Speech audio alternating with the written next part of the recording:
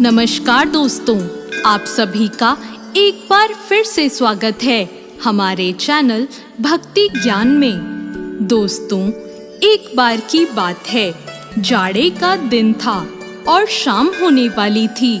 आसमान में बादल छाए हुए थे।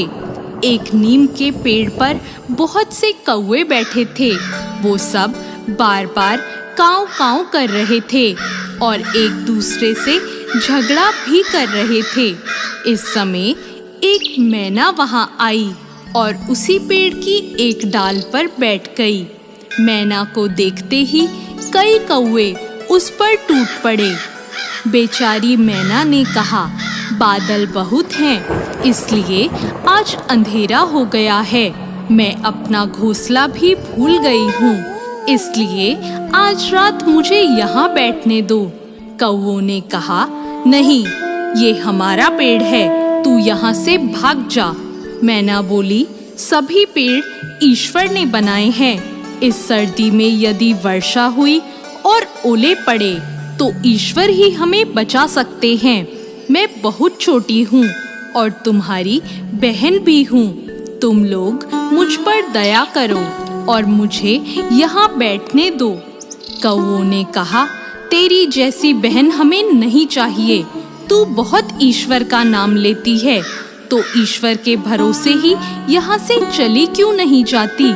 तू नहीं जाएगी तो हम सब तुझे मार देंगे। कौवों को काव काव करके अपनी ओर झपटते देखकर बेचारी मैना वहां से उड़ गई और थोड़ी दूर जाकर एक आम के पेड़ पर बैठ गई।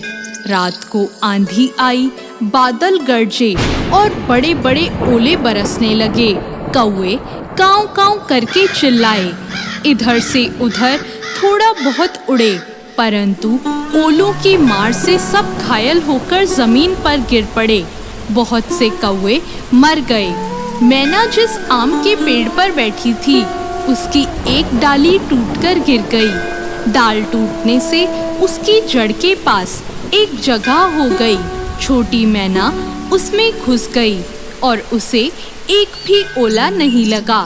सवेरा हुआ और थोड़ी देर बाद चमकीली धूप निकली। मैना उसमें से बाहर निकली और पंख फैलाकर चहकने लगी। उसने भगवान को प्रणाम किया। ओलों से घायल पड़े हुए कौवों ने मैना को उड़ते देखकर कहा, मैना बहन, तुम कहाँ रही थी? तुम्हें ओलों से किसने बचाया? मैना ने कहा, मैं आम के पेड़ पर अकेली बैठी भगवान से प्रार्थना करती रही और भगवान ने ही मेरी मदद की। दोस्तों, दुख में पड़े असहाय जीव को ईश्वर के सिवाय कोई नहीं बचा सकता। जो भी ईश्वर पर विश्वास करता है और ईश्वर को याद करता है, ईश्वर सभी आपत्ति और विपत्ति में उसकी सहायता करते हैं और उसकी रक्षा करते हैं। ईश्वर की माया निराली है। हमारे समझने में कमी हो सकती है, परंतु ईश्वर के करने में नहीं। तो दोस्तों, कैसी लगी आपको आज की ये कहानी? ऐसी और नई कहानियों के लिए हमारे चैनल भक्ति ज्ञान को सब्सक्राइब करें। धन्यवाद।